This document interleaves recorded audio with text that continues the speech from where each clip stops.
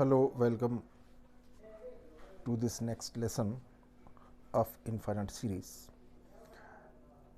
We will discuss here infinite series. So, this an expression of the form u1 plus u2 plus un and so on, in which every term is followed by another according to some definite rule or law. This is known as series. जो series हम लेते हैं उसमें positive term भी हो सकती हैं, negative भी हो सकती हैं, उसको बोलते हैं जनरल सीरीज़। और जो हम सीरीज़ की बात करेंगे यहाँ पर वो होगी हमारी इन्फाइनाइट सीरीज़, जिसमें इन्फाइनाइट टर्म होंगी। अगर कोई सीरीज़ है जिसमें इस तरह की सपोज n फाइनाइट टर्म्स हों, उसको बोलेंगे फाइनाइट सीरीज़। जो हम डिस्कस करने जा रहे हैं वो इनफाइनाइट सीरीज़ होगी। और सीरीज़ को कन्वर्जेंट और डाइवर्जेंट करने के लिए हमें जो चेक करना होगा उसकी सीक्वेंस की एक सीरीज़ बनाएंगे, पार्शियल सम का सीक्वेंस का सम लेंगे। सो यहाँ पर उसको डिनोट करेंगे एस से, उस पर लिमिट लगाएंगे n टेंड्स टू इन्फिनिटी। अगर ये जो वैल्यू देती है डेफिनेट और फाइनाइट है, डेफिनेट और फाइनाइट वैल्यू आ जाती है अगर इस तरह से, तो उसको बोलेंगे कन्वर्जेंट। और अगर ये नहीं आता है, यानी इसके तरह का कुछ आता है या ये आता है प्लस इन्फिनिटी और माइनस इन्फिनिटी, तो उस सीरीज़ को बोलेंगे डाइवर्जेंट सीरीज़।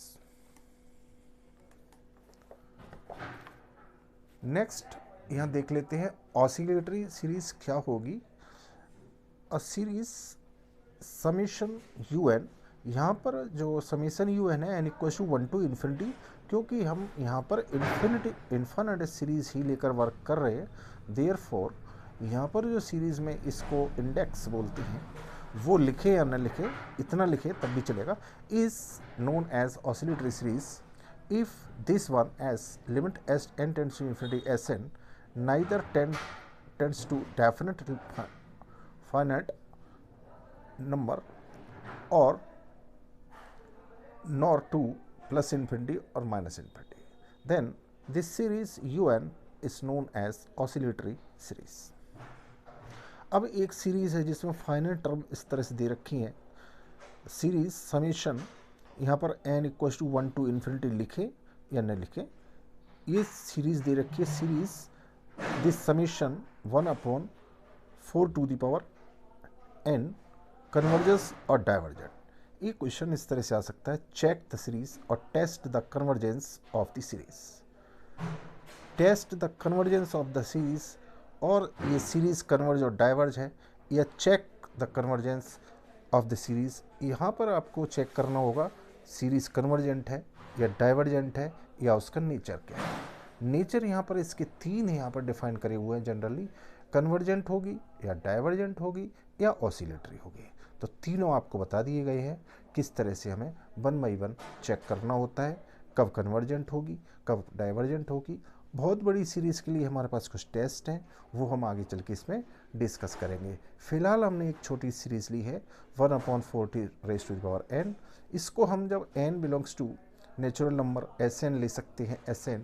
सो 1 अपॉन 4 यानी n इक्वल टू 1 रखा, फिर 2 रखा, फिर n रखेगा। ये एक ज्योमेट्रिक सीरीज़ है। ज्योमेट्रिक सीरीज़ का सम आप जानते हैं, दिस विल बी 1 अपॉन 4, जो इसका CR होगी कॉमन रेशियो, और इस तरह से ये आएगा दिस वन। इस पर जब हम लिमिट लगाएंगे तो इसकी वैल्यू आएगी 1/3, क्योंकि ये अप्लाई कर लेंगे यहाँ पर। सो ये फाइनाइट हो गई। So converges to therefore this series converges to 1/3। Simple सी चीज़ें हैं, इनको आप कर सकते हैं easily.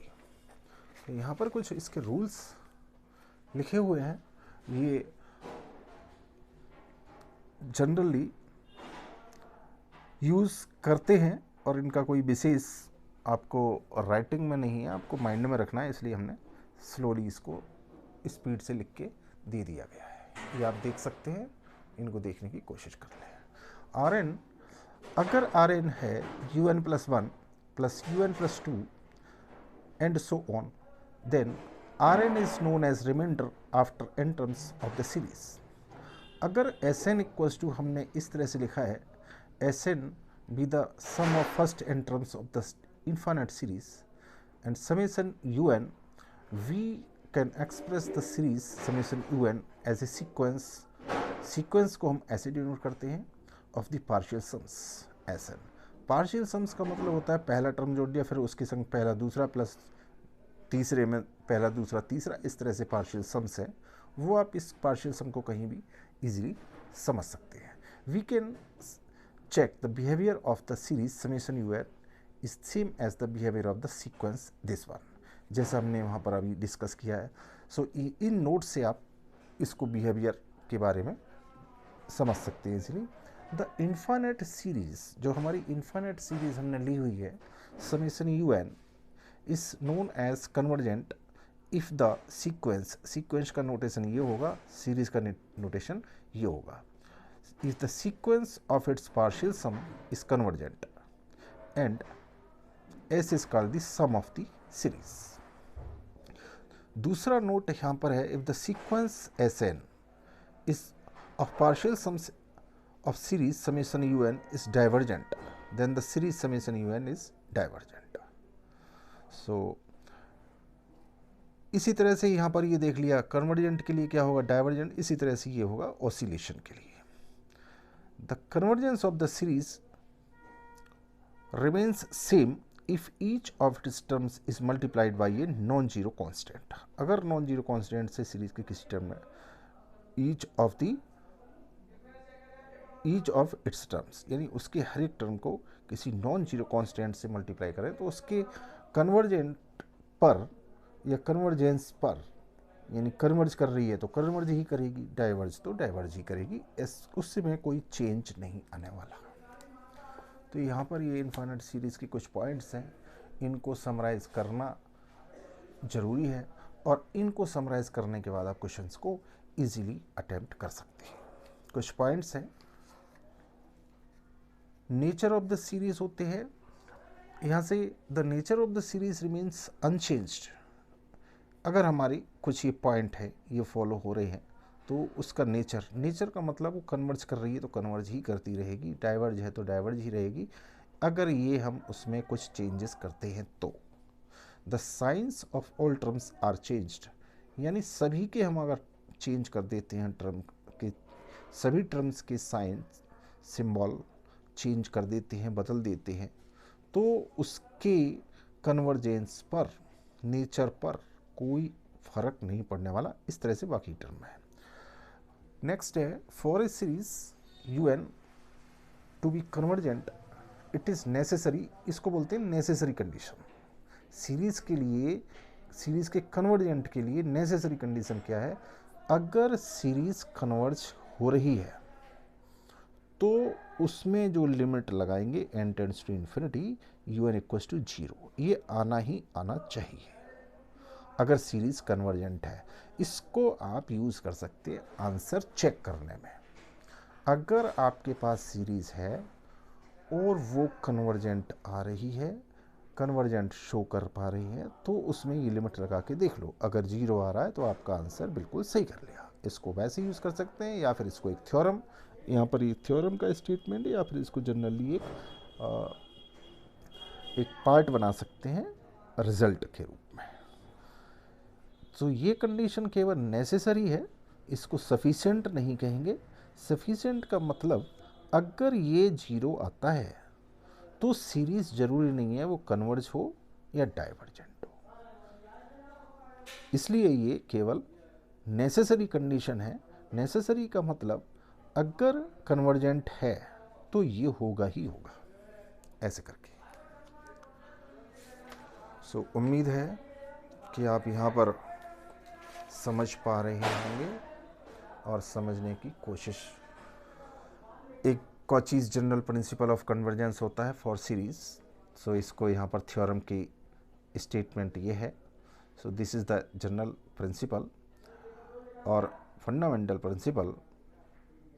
The necessary and sufficient condition for a series summation un to converge is that epsilon हम एक स्मॉल क्वांटिटी लेके चलते हैं and which is not equals to zero, so इसको यहां पर ले लेते हैं greater than zero. There exist a positive integer m such that un plus 1 plus un plus 2 plus up to un plus p less than epsilon for all n greater than m and p greater than 0. इस पे हम based इससे पहले कुछ videos हमने infinite series यानी analysis real analysis में बनाए थे, उसमें m और इसको कैसे सपोज करते हैं वो आप देख सकते हैं. अगर इसमें कुछ न्यूमेरिकल्स हम आगे करेंगे तो उसमें हम फिर इसको कैसे सपोज करते हैं वो बनाएंगे. फिलहाल यहाँ पर क्योंकि थ्योरी पार्ट क्लियर होना ज़रूरी है इसलिए. So therefore the series of positive terms, इसके लिए हम पॉजिटिव टर्म की होती है un उसका ग्रेटर देन जीरो होना चाहिए. सीरीज ऑफ पॉजिटिव टर्म के लिए कंडीशन है. कुछ कंडीशन ये भी monotonic sequence can either be converge और diverge but can not oscillate. इस तरह की कुछ कंडीशंस हैं, इनको देख सकते हैं. और यहाँ पर इस series of positive terms is divergent if limit greater than limit n tends to infinity un greater than zero. इसको एग्जांपल से समझ सकते हैं. एक सीरीज दे रखी है cos 1 upon n. cos 1 upon n ये सीरीज डाइवर्जेंट होगी इसमें, क्योंकि cos 1 अपॉन n इसको एक्सपेंड करेंगे या फिर इसमें सीधा सीधा यहाँ लगा सकते हैं लिमिट इसमें लगाएं, n की जाएगी जो लिमिट है इन्फिनिट और वो होगा 1 ग्रेटर देन जीरो होगा. इस वाले टेस्ट से cos 1 अपॉन n की जो सीरीज़ है वो डाइवर्जेंट होगी. इस रिजल्ट को डाइवर्जेंट के लिए यूज़ कर सकते हैं. एक सीरीज़ के लिए ये रिजल्ट के रूप में काम करेगा. एक हमारे पास एक सीरीज़ होती है जिसको बोलते हैं P series. This is P series और auxiliary series. So summation 1 upon n raise to the power p, ये न्यूमेरिकल प्रॉब्लम में ज़्यादातर यूज़ करनी होती है. सो इसको देख लेते हैं. ये सीरीज़ कन्वर्जेंट होगी अगर p ग्रेटर देन 1 है और डाइवर्जेंट होगी अगर p less than equals to 1 है. इसको ध्यान रखना होता है. सिर्फ लेस देन भी 1 होगा और इक्वल्स टू 1 होगा, यानी लेस देन इक्वल्स टू 1 होगा तो ये डाइवर्जेंट होगी इस तरह की सीरीज़ और ग्रेटर देन 1 पर कन्वर्जेंट होगी. ये ऑक्सिलरी सीरीज़ थी, उसको न्यूमेरिकल में यूज़ करते हैं. अब यहाँ पर कुछ कंपैरिजन टेस्ट है. कंपैरिजन टेस्ट यानी एक ऑक्सिलरी सीरीज़ ले लेंगे, छोटी सीरीज़, और एक बड़ी सीरीज़, और यहाँ पर कुछ कंपैरिजन टेस्ट है. इनके हिसाब से हम यूज़ करते हैं, इनको रिज़ल्ट के रूप में यूज़ कर लेते हैं. सो यहाँ पर पहला कंपैरिजन टेस्ट इस तरह से है. दो सीरीज़ हैं, यानी ये हमें दी हुई है, ये हम सपोज कर लेते हैं summation v n be two series, यानी एक बड़ी सीरीज़ हो गई, इसको हम सपोज कर लेंगे of positive terms such that un less than mbn where m is fixed positive number and if summation vn converges then un also converges and un diverges then vn also divergent. ये condition यहाँ पर हो गई. ये कभी कभी use करनी होती है. सेकंड फॉर्म भी कभी कभी यूज़ कर लेते हैं un समेशन bn भी two series of positive terms, और ये कंडीशन होल्ड्स हो रही है तो सीरीज़ un bn कन्वर्ज और डाइवर्ज टुगेदर. थर्ड फॉर्म है समेशन un समेशन bn के लिए, वो कुछ इस तरह से है. और यहाँ पर जो ये फोर्थ फॉर्म है इसको ज़्यादातर न्यूमेरिकल प्रॉब्लम्स में इसको यूज़ करते हैं. तो इसको कह सकते हैं ये ज़्यादातर केसेस में यूज़ करनी होती है न्यूमेरिकल प्रॉब्लम में. जैसे कि देख सकते हैं un और bn भी two series of positive terms, और उसमें से हमारी एक सीरीज़ हमने ऑक्सिलरी सीरीज़ हम छोटी सीरीज़ सपोज करेंगे vn. So limit n tends to infinity un upon bn equals to l. l जो क्वांटिटी होगी फाइनाइट होगी और नॉन जीरो होगी, तो हम कहेंगे दोनों series then both the series divergent और कन्वर्जेंट टुगेदर. यानी दोनों सीरीज डाइवर्जेंट होंगी या कन्वर्जेंट होंगी, ऐसा नहीं है कि एक कन्वर्ज करेगी दूसरी डाइवर्ज, ऐसा नहीं हो सकता। सो यहाँ पर इसके जो आपने एक छोटी सीरीज ली है, अभी देखते हैं वो कि उसका नेचर क्या है, उसी हिसाब से नेचर को कह देंगे। जो ये छोटी सीरीज ली है आपने, उसी के हिसाब से ये दूसरी सीरीज बड़ी सीरीज को डिफाइन कर देंगे। इसी तरह से फिफ्थ फॉर्म में इसकी एक दो फॉर्म और भी है। सो न्यूमेरिकल में हम इसको यूज़ कर लेते हैं डायरेक्टली, तो इस पे आप कंसंट्रेट रहें। ये आपको जनरली डिस्कशन के लिए ये फिफ्थ फॉर्म भी है, और एक दो फॉर्म और हैं, ज़रूरत पड़ने पर उसको भी डिस्कस कर लेंगे। वैसे जनरली जो आपकी 5 फॉर्म होती हैं कंपैरिजन टेस्ट में, वो यहाँ पर हमने मोटे मोटे तौर पे दे दी गई है। अब इससे जुड़ा हुआ हम एक क्वेश्चन कर लेते हैं। Test for convergence the series whose nth term is sine 1/n। इस साइन 1/n की सीरीज दे रखी है। So un is given here, nth term un equal to this one. Sine x का एक्सपेंशन आप जानते हैं, उसके एक्सपेंशन को खोलते हुए x equal to 1/n, so this is 1/n minus 1 factorial 3 1/n cube plus 1 factorial n raise to the power 5 minus etcetera. ये sine series या साइन का in expansion of sine x ऐसे कर सकते हैं, ये होता है। नेक्स्ट इसमें देखते हैं इसको क्या करना होता है। अब हम देखेंगे इसमें वी एन हमने जो ली है, वी एन 1/n यहाँ पर एज्यूम कर लिया। तो अगर हम इसको वी एन को सीरीज बनाएं, so V N series 1/n हो जाएगी सीरीज। इसमें चूज़ करने का क्या है, जो हमारा एक्सपेंशन हमने किया साइन एन में, वो लोवेस्ट पावर टर्म हम यहाँ से वी एन को चूज़ करते हैं, सपोज करते हैं, उसको ऑक्सिलरी सीरीज बोल देते हैं। We select the lowest power term and lowest power of 1/n in u n is 1/n। 1/n की जो सबसे छोटी पावर होगी उसको यहाँ पर यूज़ करते हैं। ये थोड़ी सी टेक्निक आपको ध्यान रखनी होती है। एंड ऑक्सिलरी सीरीज, ये ऑक्सिलरी सीरीज इसको नाम बता, छोटी सीरीज जो हमने ली है ईज वाली। सो ये सीरीज जब बनाएंगे तो पी सीरीज से अगर इसका कंपेरिजन करें तो ये p इक्वल टू 1 है, और p इक्वल टू 1 के लिए ऑक्सिलरी सीरीज का जो अभी देखा था statement, p less than equal to 1 पर डाइवर्जेंट होगा, यानी इक्वल टू 1 है तो भी ये डाइवर्जेंट होगी। ये सीरीज डाइवर्जेंट हो गई। अब लिमिट जो l हम लेके आते हैं, l limit and u n upon v n. So u n upon v n को जब हम कैलकुलेट करेंगे तो यहाँ पर इस तरह से 1 आएगा। वो जो 1 है फाइनाइट और नॉन जीरो है, तो कह सकते हैं जो यू एन और वी एन ये वाली है, यानी ये वी एन सीरीज और सीरीज यू एन दोनों ही कन्वर्ज करेंगे और डाइवर्ज करेंगे, क्योंकि ये वी एन पी सीरीज से डाइवर्जेंट है। देयरफॉर बाय कंपैरिजन टेस्ट ये लिखना है आपको क्वेश्चन में, न्यूमेरिकल जब करते हैं by comparison test. Comparison test से आपने निकाला यहाँ पर वी एन जो आपकी है वो डाइवर्जेंट है, इसको बोल देते हैं auxiliary series. So auxiliary series is v n which is divergent, therefore given series u n will also be divergent. ऐसे यहाँ पर इंडिकेशन करना होता है। सो यहाँ पर कुछ कंपैरिजन टेस्ट थी, ये प्रैक्टिस क्वेश्चन है, आप इसको इजीली कर सकते हैं।